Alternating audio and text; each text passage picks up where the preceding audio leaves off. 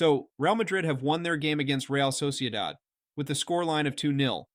But this win might be as controversial as anything, to be honest, because both of the goals that Madrid did score came from a direct penalties.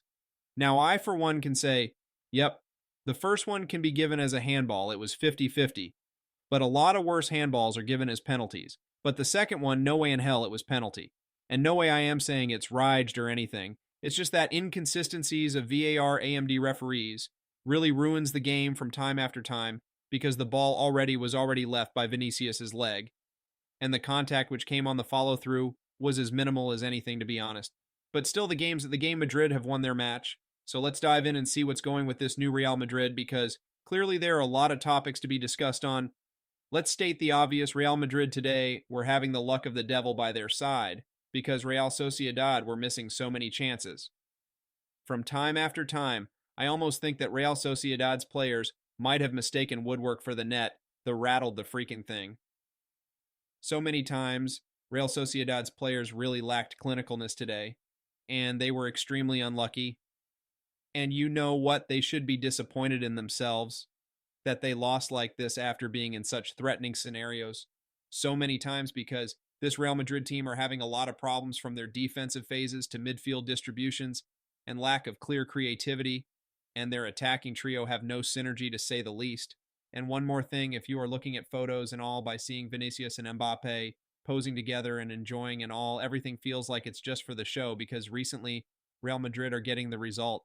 They are winning those games. They are having points, but they are not dominating the games. They are not able to win in an impressive way, because let's start with obvious reasons, and I would also come on to how they can solve it. The obvious reason is their lack of chemistry up top.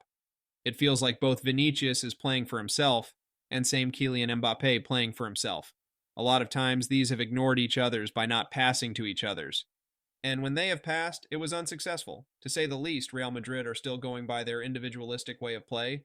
They will win games like this easily, but against big teams, it would be hard. And they can only solve this by bringing in one guy back. And that's Jude Bellingham, because he is the glue to this team right now. Not only does he possess that creativity edge in his arsenal, but his link-up play and has good understanding with players up top. So bringing in Jude Bellingham would solve a lot of issues. And I do believe that over time, Mbappe and Vinicius will improve their chemistry and understanding between each other.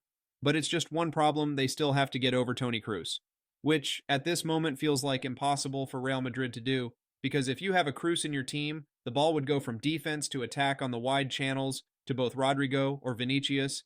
There's no need for Mbappe to receive the ball at midfield or drive with, or anyone Kroos was making pass that made direct the attacking phase activate. And now what Kroos used to do, they have spilt between other players. And I still know players like Tchouaméni and Camavinga, and even Bellingham are yet to arrive after the injuries.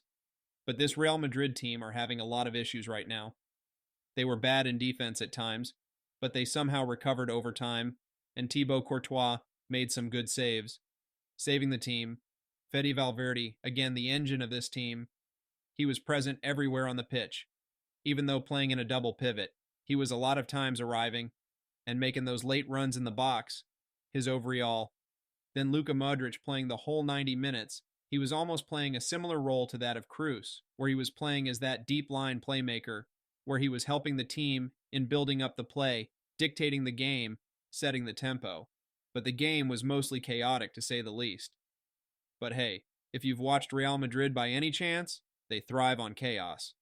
And my guy Arda Güler couldn't score the goal, but got the penalty for the first one, was involved in both halves of the pitch. I saw. A lot of times he was tracking back to help in defense, making those defective contributions. He was also linking up good with Mbappe. Both Vinicius and Mbappe had decent game. The whole Real Madrid were lucky that Real Sociedad didn't score their goals, but still Real Madrid have to move on, improve their performances day by day, and I know for sure Don Carlo would find a way where this team can play their best football like they used to. So that's it for today, guys. Make sure to like and subscribe the channel. That would help a lot, and thank you for watching the video.